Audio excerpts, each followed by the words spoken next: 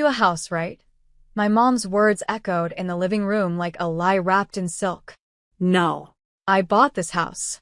With my own hands, my own sacrifices, my own endless nights of work. But when I walked in, there she was, my mother, arms stretched like a realtor, guiding my brother's wife through the hallways as if she owned every wall, every beam, every breath inside it. "And this," she announced proudly, opening the French doors to the backyard, "will be perfect for family barbecues." I stood frozen in the doorway. My name is Diana Monroe, 32 years old.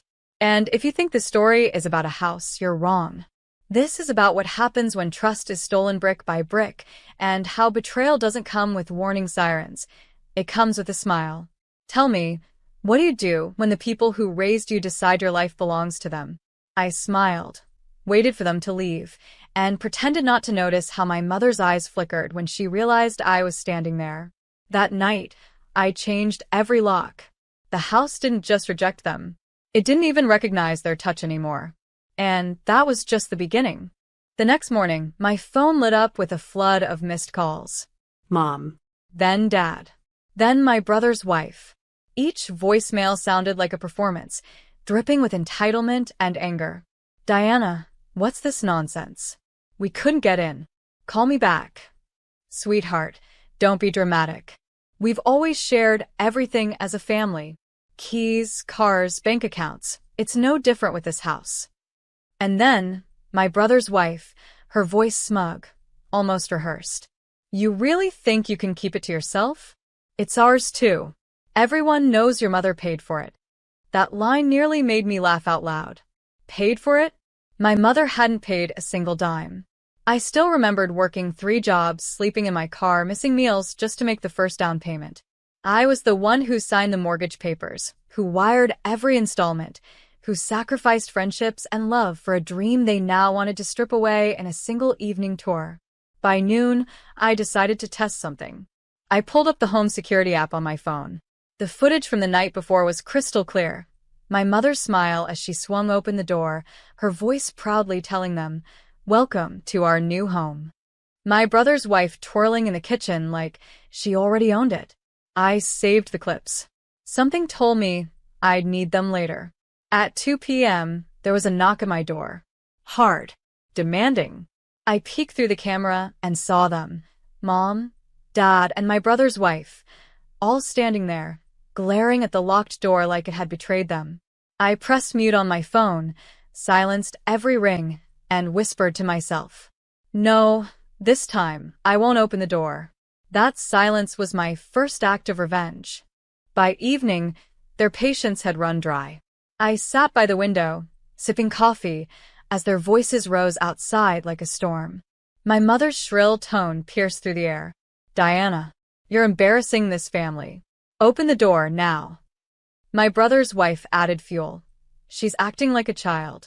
This house should have been ours anyway. Mom said so." I let their words hang in the air, savoring every syllable of entitlement. For years, I had been their punching bag.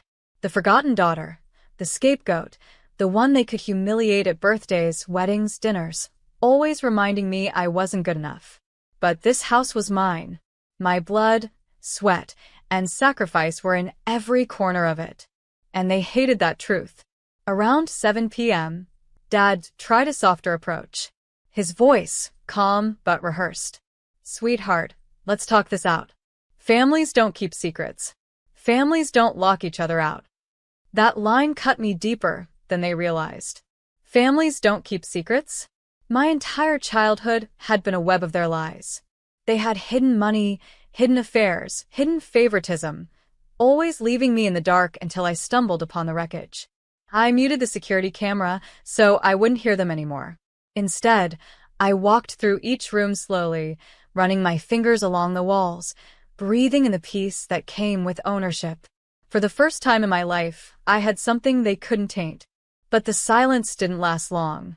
At 9:14 p.m., my phone buzzed again. This time it wasn't them. It was my lawyer. His voice was steady, sharp. "Diana, you were right to save that footage. We may need it. Because your mother just tried to file an ownership claim." I froze. My hands tightened around the phone. The war had officially begun. Sleep never came that night. I sat on the edge of my bed, the glow of my laptop illuminating the lawyer's email. Attached were documents my mother had filed, claims that she had partially funded the down payment for my house, therefore entitling her to shared ownership. It was laughable. I had bank statements, transfer receipts, and years of tax records proving every cent was mine. Still, the audacity made my chest burn. By sunrise, the family group chat was buzzing. Screenshots, half-truths, twisted stories. She's stolen from us. She tricked Mom. She doesn't even deserve that house. They painted me as a thief. The same daughter they once mocked for being too broke, too stupid, too plain was now, in their eyes, a cunning manipulator who had somehow outsmarted them. At 8 a.m., I stepped outside for the first time since changing the locks. My brother was parked across the street, glaring at me like I was a criminal. His wife leaned over the dashboard, snapping photos of my home, like it was evidence. I didn't flinch.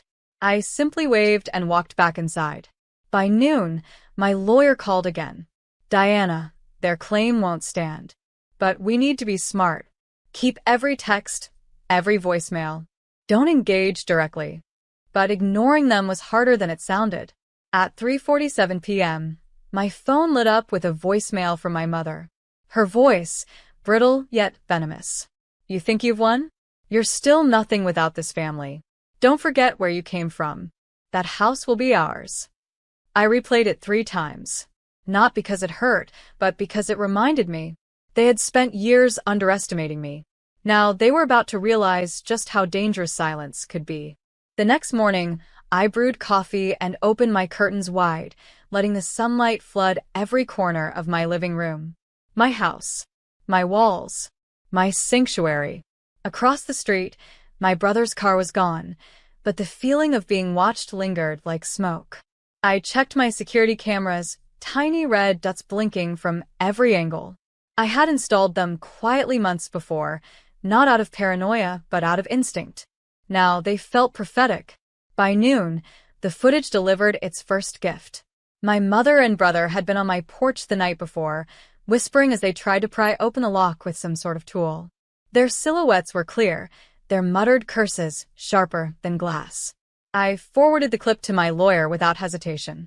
He called almost instantly, his voice a mixture of outrage and admiration. Diana, this isn't just harassment anymore. It's attempted breaking and entering. If you want, we can press charges. I hesitated, fingers tapping the kitchen counter. Pressing charges would ignite a war. But then again, hadn't they already started one? By evening, the whispers spread wider. My aunt called, pretending to check in. Within 2 minutes she was asking, "Sweetheart, maybe you should just let them use the house for a little while. You don't want to tear the family apart, do you?" I laughed so hard I startled her. Tear the family apart? They had ripped me from it years ago. All I had done was finally lock the door they'd always walked through. As the sun set, I walked through each room of my house, touching the walls, the windows, the door frames. I wasn't just protecting 4 walls. I was protecting the only thing I had built without their claws in it. And this time I swore they wouldn't take it back. 2 days later, the confrontation I knew was coming finally arrived. I was pruning the roses by my front steps when their car screeched into the driveway. My mother got out first, dressed like she was headed to brunch, not battle. My brother's wife followed, her designer bag slung over her arm like she owned the place. And then my brother, jaw clenched, eyes locked on me with a mixture of rage and entitlement. "Open the door, Diana," Mom ordered, her tone sharp as glass. "This is a family home, and you're being selfish." I calmly clipped a dead rose stem and dropped it into the basket at my feet. "This is my home, bought with my money. If you wanted a family home, you should have bought one yourselves." His wife scoffed, rolling her eyes. "You don't even need this place. You're just being spiteful." Spiteful. The word rang in my ears like a church bell. Spiteful was watching them laugh at me when I couldn't pay my tuition. Spiteful was Mom telling relatives I'd never amount to anything. Spiteful was pretending I didn't exist until suddenly I owned something they wanted. My brother stepped forward, his voice low and threatening. If you don't give us a key, we'll make sure everyone knows what kind of person you really are. I tilted my head, a slow smile spreading. Funny. I was about to say the same thing. I pulled my phone from my pocket and held up the video, clear footage of them attempting to break into my house.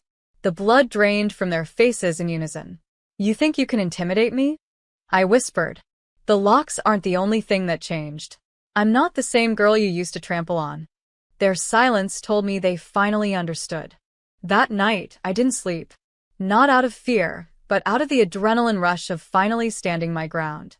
For years, I had been the one tiptoeing around them, begging for scraps of love, of validation, of belonging. Now, the roles had shifted, and they knew it. At 9:14 p.m., my phone buzzed.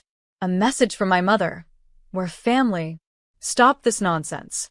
Give us the keys, and no one else needs to know. Seconds later, another text from my brother's wife. You'll regret this, Diana. Don't test us. I just stared at the screen, my lips curving into a smirk. Regret? They had no idea what regret even looked like. I opened my laptop and drafted a simple email. Attached were the video clips of their attempted break-in, along with screenshots of the texts they had just sent me, thinly veiled threats. The subject line was short, sharp, and surgical, for record-keeping. I blind copied it to the neighborhood association, my lawyer, and a contact at the local paper who'd been sniffing around for stories about the respectable family my mother always bragged about. When I hit send, I felt a weight lift off my chest. Years of humiliation, years of being treated like the family shadow, evaporated with one click. By morning, I knew the calls would start. Desperate ones. Angry ones. Maybe even tearful ones. But it didn't matter. Because for the first time, the truth was no longer locked inside me. It was out there, alive and breathing, and it would do what I never could. Make them accountable. And deep down, I wondered, would they even dare show their faces in public again? The next morning came with chaos. My phone lit up before sunrise. Missed calls from my mother, frantic voicemails from my brother, even a shaky text from his wife begging me to take everything down. But the chain had already been set in motion. By 8 a.m., my lawyer confirmed the video evidence and threats were securely filed. By noon, the neighborhood group chat was buzzing with whispers. And by evening, the article hit the local paper. Prominent family under scrutiny for fraud and harassment. Their empire of appearances, carefully polished for decades, cracked overnight. My mother, who once paraded me as her shame, was now trending online as a liar. My brother's wife, who had sneered at me from my own porch, was suddenly the face of entitlement in the community. And me? I didn't even have to lift another finger. That evening, as the sun dipped into the horizon, I sat on my porch with a cup of coffee. I watched their car pull up, saw them hesitate at the locked gate. They didn't dare step out this time. My mother's eyes found mine, pleading, but I felt nothing. No rage, no hurt, no longing. Just clarity. I stood, walked to the gate, and said calmly, "You erased me for years. Now the world sees who you really are. This house, this piece, it's mine. And you'll never control it again." Their faces broke, but I didn't stay to watch. I turned, closed the door behind me, and let silence answer them. For the first time in my life, I wasn't the forgotten child, the family embarrassment, or the one left in shadows. I was free.